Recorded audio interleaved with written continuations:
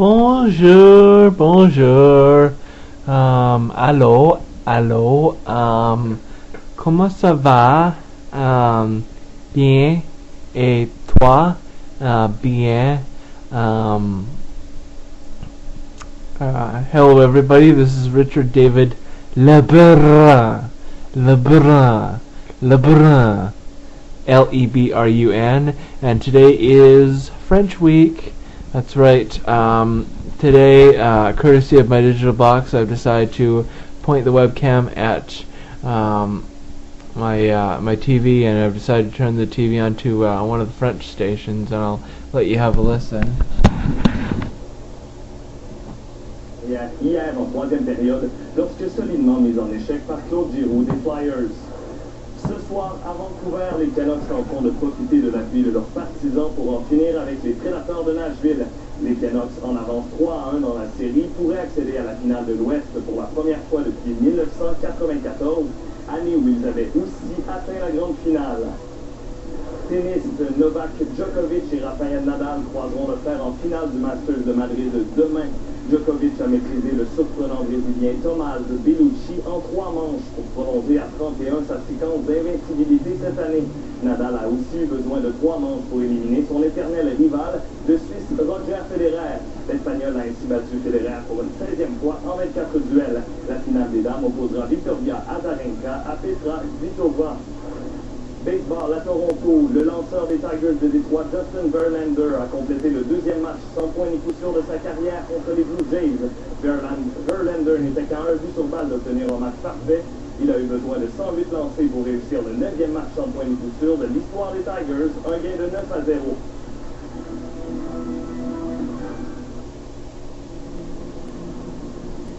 Son design nous a été inspiré par le mouvement de l'archer, au moment de décocher.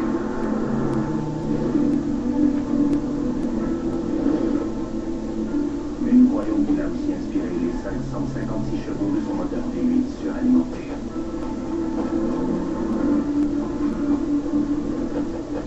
Voici le coupé CPSV de Cadillac. Plus Cadillac que jamais. Bonsoir. Avec le retour du beau temps, le pire est peut-être passé pour les municipalités inondées du Québec. En Montérégie, le niveau d'eau de la rivière Richelieu a légèrement baissé pour la première fois depuis 2 semaines. Les nouvelles sont aussi encourageantes du côté de la Gaspésie, où l'eau se résorbe tranquillement. La situation se stabilise en Mauricie, mais le niveau de la rivière du Loup et de la Saint-Pierre demeure inquiétant. La Croix-Rouge a mis en place un fonds spécial pour venir en aide aux sinistrés. À Washington, le Pentagone a rendu public 5 vidéos saisies dans le repère d'Oussama Ben Laden au Pakistan. Une des vidéos montre l'ex-chef d'Al-Qaïda en train de se regarder lui-même à la télévision. Sur une autre, on le voit préparer un message destiné aux États-Unis. Ces vidéos ont été saisies lors du raid du commando américain qui a abattu Ben Laden dimanche dernier au Pakistan. Les États-Unis ont masqué la trame sonore des documents. La nouvelle députée de Berthier-Massignanger, Ruth Ellen Grosso, a donné signe de vie pour la première fois depuis les élections. Dans un entretien téléphonique à un quotidien de Trois-Rivières, Mme Grosso a dit avoir hâte d'exercer ses nouvelles fonctions. Elle admet qu'il faut améliorer son français et qu'elle a l'intention de devenir bilingue. Depuis son élection, la députée a été prise en charge par une équipe du NPD qui contrôle étroitement ses débuts sur la scène politique.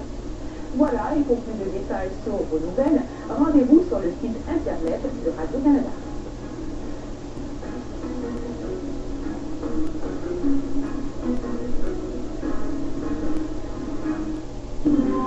Ce soir, à Découverte, des avancées réalisées par la NASA à partir de l'orbite terrestre, des images d'éruptions solaires et de l'enfance de l'univers, de longs séjours sur Mir et la Station spatiale internationale dans ce dernier épisode de l'histoire de la NASA.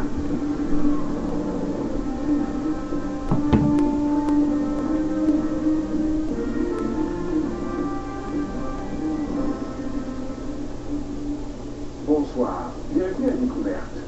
Après avoir conquis la Lune, la NASA s'est donné de nouveaux défis, et cette fois en banlieue de la Terre. Ça a donné lieu à des progrès remarquables en médecine de l'espace grâce au vol de longue durée, en astronomie avec le télescope spatial Hubble et en technologie, menant à la construction de la Station spatiale internationale. Des jalons essentiels qui pourraient mener à des missions vers la planète Mars. C'est l'histoire que nous vous racontons ce soir.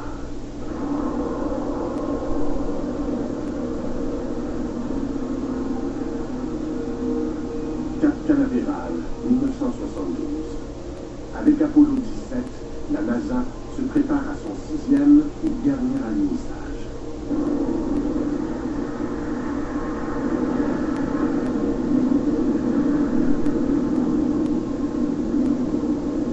Au terme d'une première décennie, la NASA est reconnue dans le monde entier. Elle a transporté les humains jusqu'à la Lune et elle les a ramenés.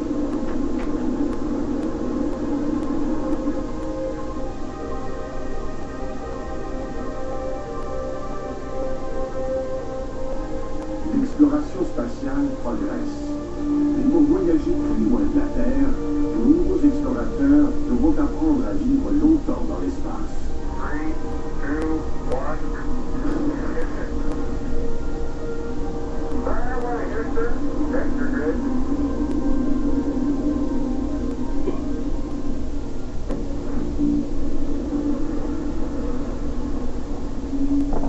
Pour expérimenter de plus longs vols spatiaux, la NASA doit mettre en orbite un lieu habitable. En quête de matériel, elle regarde d'abord dans ses propres ateliers. La NASA va adapter une section de la plus grande fusée jamais construite, celle du programme Apollo. Le vaisseau spatial va devenir un laboratoire pour les humains qui vivront en orbite. Le véhicule a été fabriqué à partir du 3e étage du système propulseur de la Saturne. Il était très grand, comme une petite maison de 300 litres. Chacune de nos chambres a environ la taille d'une cabine téléphonique. On appelle ce programme Skylab. La station spatiale vous permet de mener des expériences sur les personnes, les étoiles, les planètes, sur toutes sortes de choses. Et on y a appris que les hommes peuvent survivre dans l'espace. Skylab va être mise en orbite par une Saturn V. Ils ont utilisé la Saturn V pour le lancement du Skylab parce qu'il était énorme et très dur. Ils devaient décoller le 14 mai et atteindre l'orbite prévue le lendemain.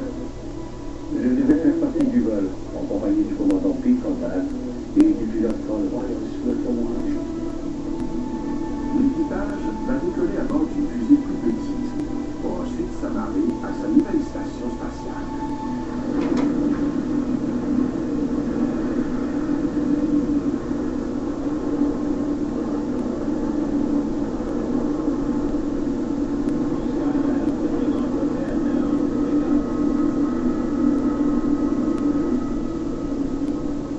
La Saturn V non habitée, qui emporte Skylab, décolle d'abord. On a regardé le lancement du Skylab, l'étoile d'un immeuble, à Cap Canaveral, et tout s'est très bien passé. Et en rentrant à la maison, on a entendu les premiers indices à la radio que quelque chose n'allait pas. On a dit qu'un choc gravitationnel s'était produit au lancement et qu'on ignorait pourquoi. Les contrôleurs de vol, ici, à la NASA, doutent que les panneaux solaires principaux se soient déployés. Le premier panneau solaire ne produisait rien du tout.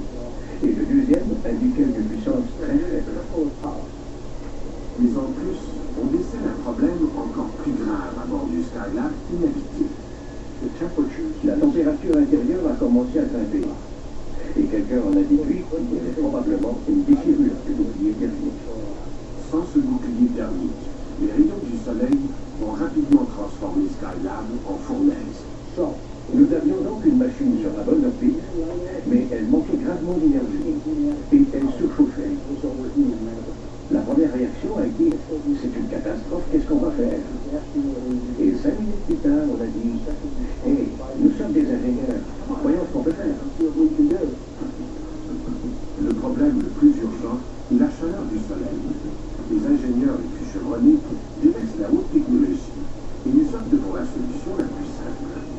Les couturières fabriquent un parasol géant qui sera maintenu en place par des tiges. Après un délai de 10 jours, Kerwin, Conrad et White ont une nouvelle mission. Ils vont devenir les premiers réparateurs de l'espace.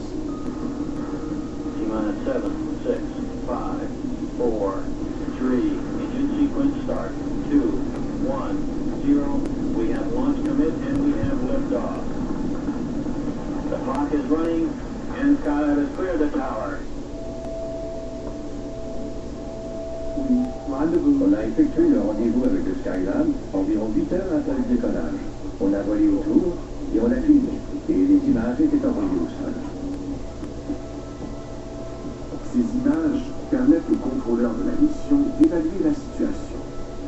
C'est la première fois qu'ils voient clairement les dommages subis par la station spatiale.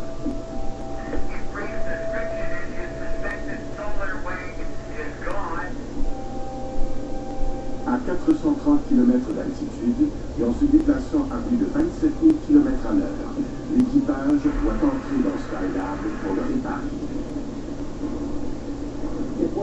Ça sentait un peu le brûlé, comme quand on brûle un peu de plastique. Vous savez, ce genre d'odeur.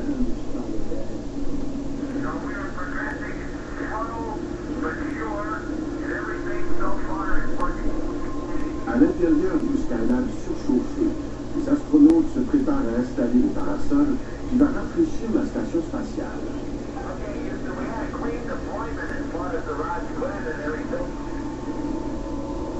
Puis on a libéré le ressort et les tirs se sont tendus.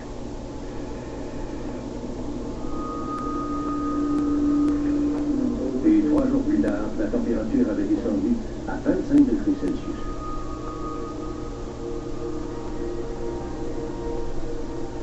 Il faut ensuite régler le problème de l'alimentation électrique. Un panneau solaire a été coincé lors du lancement et il ne peut plus déployer. Sans une réparation rapide, Skylab n'a aucun avenir. On ne pouvait pas s'agripper, se caler les pieds. On avait aucun éclairage, rien. Mais on devait trouver un moyen. Sur Terre, dans une piscine d'entraînement, une équipe travaille sur un modèle grandeur nature du Skylab. On trouve une solution inédite. Okay, Houston, we're out there. We have this brilliant site. Le panneau solaire est coincé par un petit morceau de métal. S'ils peuvent le couper, le panneau solaire devrait se déplier et produire de l'électricité. There looks like enough room to get the cutter, and I'm trying to help you stabilize. Just take it easy. À l'aide de notre kit d'aluminium de 8 mètres, au bout de laquelle on avait placé les cisailles, on est parvenu à pincer le morceau d'aluminium qui retenait l'ensemble. Puis j'ai tiré sur la corde. Et je l'ai coupé. Je jure que j'ai entendu un craquement, mais je ne vois pas comment j'aurais pu.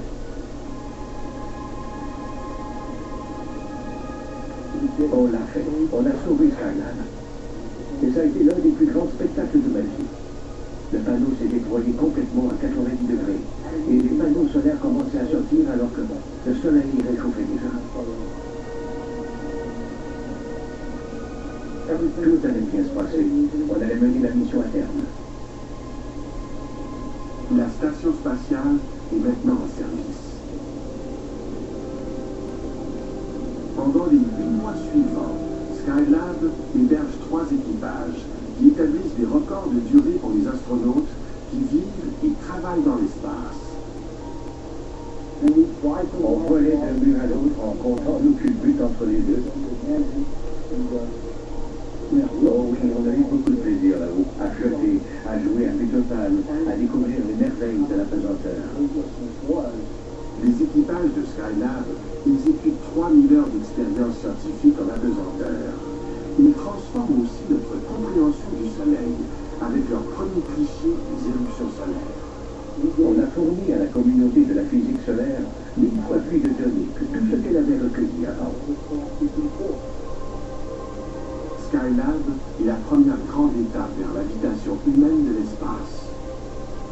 Il est occupé en permanence pendant près de 6 mois. William Pogue, Edward Gibson et Gerald Carr forment le dernier équipage de Skylab. Ils y séjournent 84 jours en orbite. Mon équipage devait faire 1h30 d'exercice tous les jours. Et au retour, quand ils nous ont évalués, ils ont dit « Vous semblez en meilleure